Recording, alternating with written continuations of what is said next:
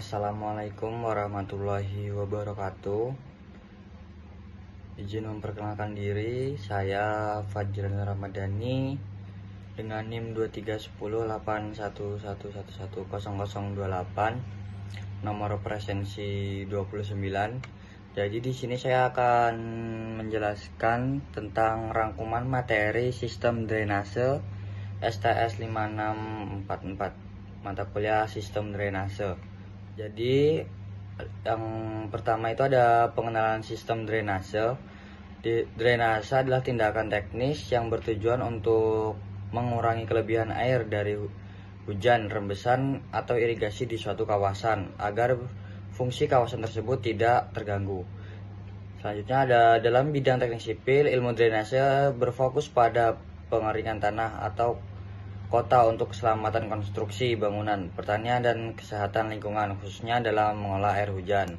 Ya, next. Jadi untuk konsep drainase konvensional dan ekodrainase. Jadi drainase konvensional, konsep ini bertujuan untuk membuang seluruh air hujan secepat mungkin ke sungai dan selanjutnya ke laut. Salah satu cara yang digunakan adalah dengan membangun saluran drainase. Selanjutnya ada dampak negatif drainase konvensional. Drainase konvensional yang mempercepat pembuangan air dapat menyebabkan cadangan air tanah berkurang, sehingga memicu kekeringan di musim kemarau. Konsep ini memperparah fenomena banjir di musim hujan dan kekeringan di musim kemarau yang terjadi silih berganti. Masalah drainase perkotaan lainnya termasuk penyempitan dan pendangkalan saluran akibat sedimentasi dan sampah, serta saluran yang rusak dan tidak mengalir. Metode ekodrainase. Yang pertama ada kolam konservasi. Kolam ini dibuat untuk menampung air hujan, membiarkannya meresap, dan perlahan mengalirkannya ke sungai. Yang kedua ada sumur resapan. Metode praktis dengan membuat sumur untuk mengalirkan air hujan dari atap atau kawasan tertentu ke dalam tanah. Setelah itu ada reverse polder, itu mengelola dan menahan kelebihan air di sepanjang bantaran sungai untuk mengurangi banjir di bagian hilir. Dan selanjutnya ada area perlindungan air tanah. Menetapkan kawasan lindung khusus untuk peresapan air hujan guna mengisi kembali air tanah. Selanjutnya ada jenis-jenis drainase. Itu sistem drainase dapat dikategorikan berdasarkan beberapa aspek. Yang pertama itu ada menurut letak saluran. Jadi drainase permukaan tanah dan drainase bawah permukaan.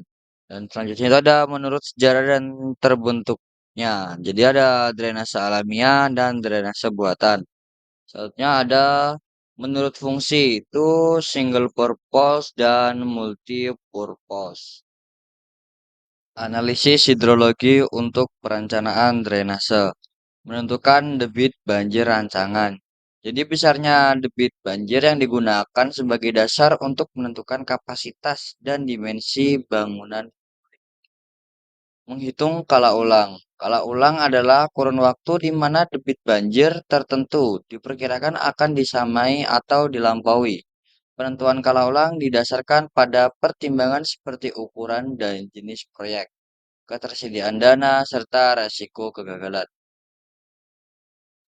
Perencanaan sumur resapan. Sumur resapan bertujuan untuk mengalirkan kelebihan air hujan ke bawah tanah, mengisi kembali air tanah, dan mengurangi genangan air. Untuk ketentuan konstruksinya itu ada letaknya sebaiknya di hulu sumur gali. Kedalaman sumur harus di atas muka air tanah.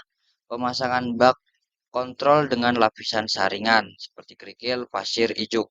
Dan diameter sumur umumnya berkisaran antara 1 sampai 1,5 meter. Sekian dan terima kasih. Mungkin itu saja resumen materi selama pembelajaran sistem drainase dari saya.